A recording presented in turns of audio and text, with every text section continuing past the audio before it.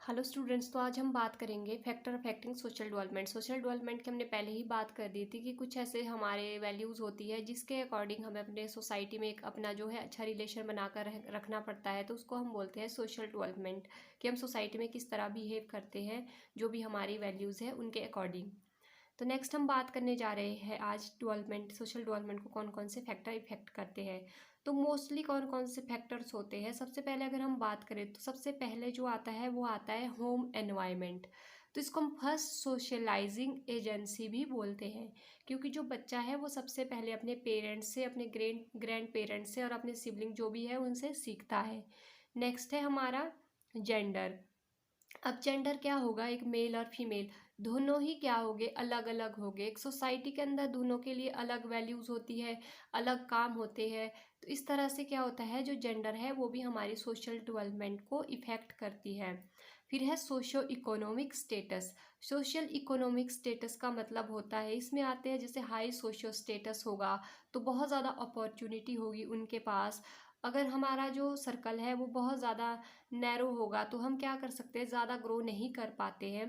तो इस तरह से जो सोशल इकोनॉमिक स्टेटस है वो भी अफेक्ट करता है हमारी सोशल डेवलपमेंट को।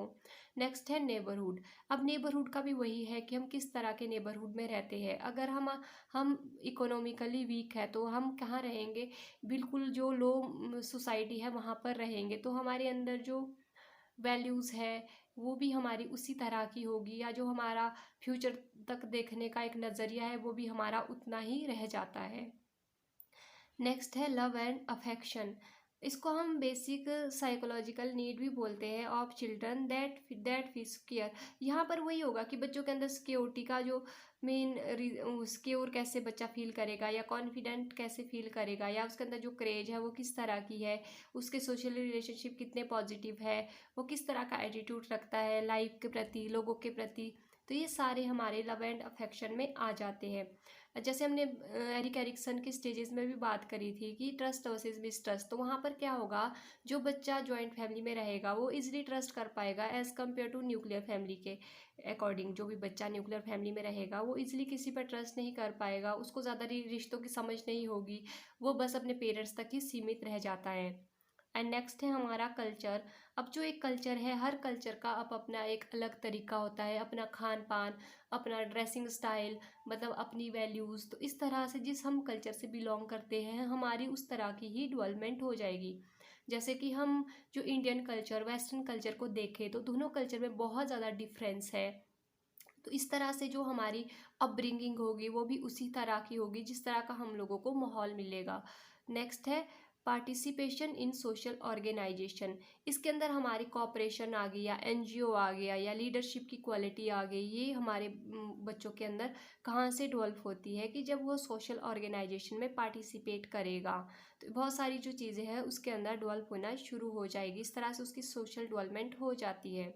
नेक्स्ट है स्कूल। जो स्कूल है वो सेकेंडरी एजेंसी मानते हैं, और ये सोशल डेवलपमेंट के अंदर इसमें क्या होती है, मैक्सिमम जो अपॉर्चुनिटी है बच्चों को वो यहाँ पर ही मिलती है। यहाँ पर बच्चे एक्टिविटी में पार्टिसिपेट करते हैं, बहुत सारे प्रोग्राम सीखते हैं, और बेसिक सोशल जो एटीट्यूड है कि समाज के प्रति हमारा क्या पॉइंट ऑफ व्यू है, ये सारी चीज़ें जो है बच्चों को एक स्कूल में ही सिखा सकते हैं। फिर है फ्रेंड्स। अब जो फ्रेंड्स है वो भी बहुत ज़्यादा इंपॉर्टेंट रोल प्ले करते हैं हमारी सोशल डेवलपमेंट में, या किसी भी बच्चे की सोशल डेवलपमेंट में।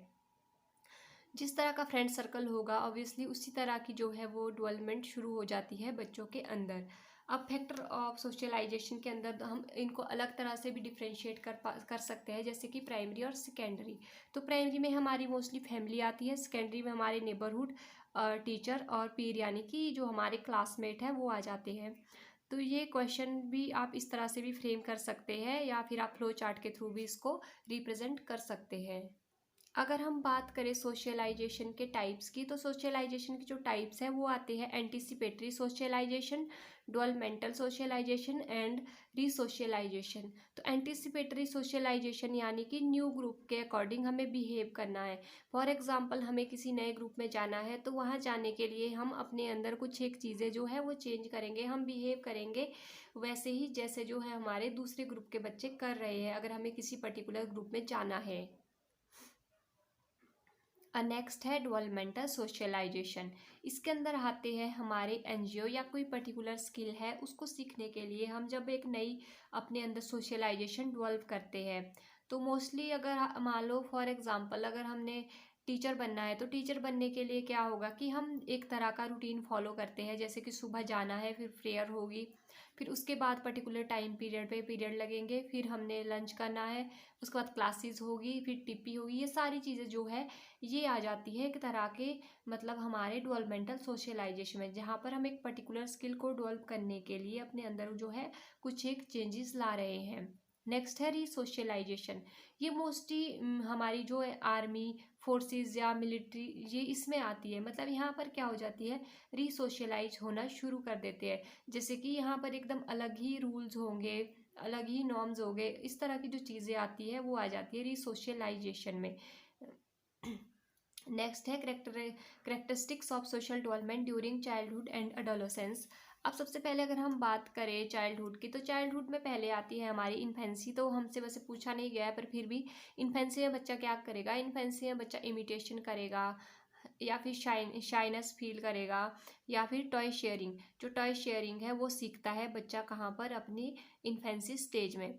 फिर आती है चाइल्डहुड, अर्ली चाइल्डहुड। सबसे पहले हम बात करेंगे अर्ली चाइल्डहुड की, जो कि 2 से 6 साल के बच्चों के अंदर आती है। ये एक तरह की प्ले एज होती है, इसको हम प्री गैंग एज भी बोलते हैं।